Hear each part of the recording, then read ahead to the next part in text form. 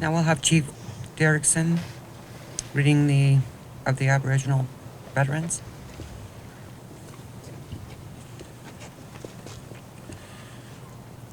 You can all be seated. Thank you.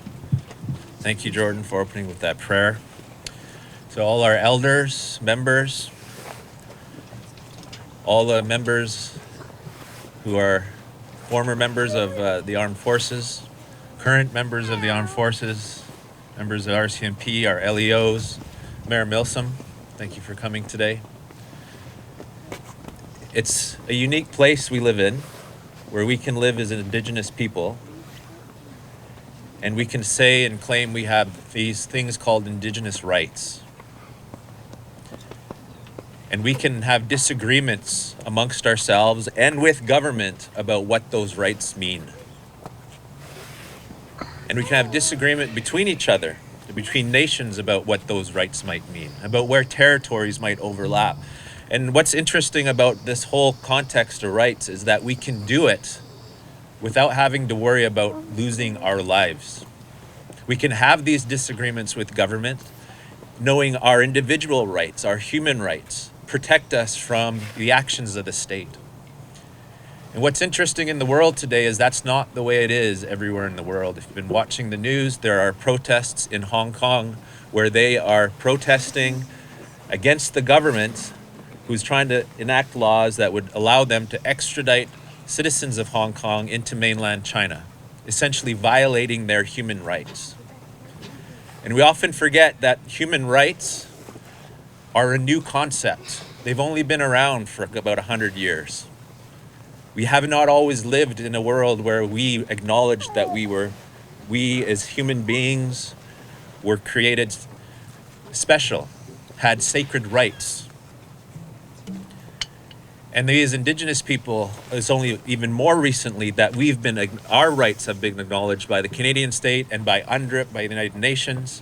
And now the government of BC is the first government in Canada to acknowledge and to commit to enacting legislation that will enshrine UNDRIP, the United Nations Declarations on Indigenous People, into BC law, forcing the hand of government to honor our rights as Indigenous people.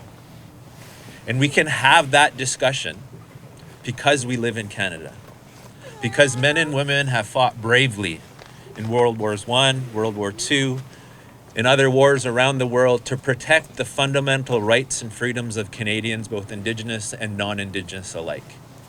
And for that, we are very grateful. For that, we owe a great debt to the men and women in uniform, to those who have worn the uniform and fought for our freedoms.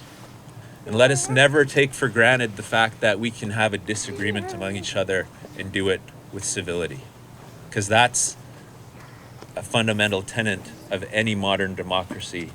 And I, for one, am grateful that of all the countries I could have been born in, I was born in Canada, I get to live in Canada, my child gets to live here, and we get to enjoy this country together, Indigenous and non-Indigenous alike, and continue to have those disagreements and discussions, and hopefully one day get over it and realize that we're all here to stay, and that it's time for Western society to acknowledge the Indigenous peoples of this land who resided here and whose rights were taken away many, many years ago because we couldn't have a disagreement and just talk about it and find a way through discussion. So to all those who have served, I want to read some of the names of our past members in honor and recognition of those who served in World War I. Theodore Clough, Andy Pinchback, Jerry McDougall, Fred McDougall, Ed McDougall, Dan McDougall,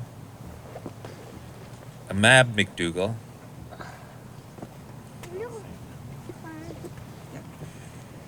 Bill Derickson, and Thomas McDougall. In World War II, we have Andy Michoud, Patrick Paul, Thomas Eli, David Flett, Mike Watts Sr., Florence Posella, Alex Eli, and my Auntie Joan Carrillo. No, Jordan. And those who have served in past combat for the Canadian or armed forces, we'd like to thank and acknowledge Thomas Koenig and Shane Hill. Thank you.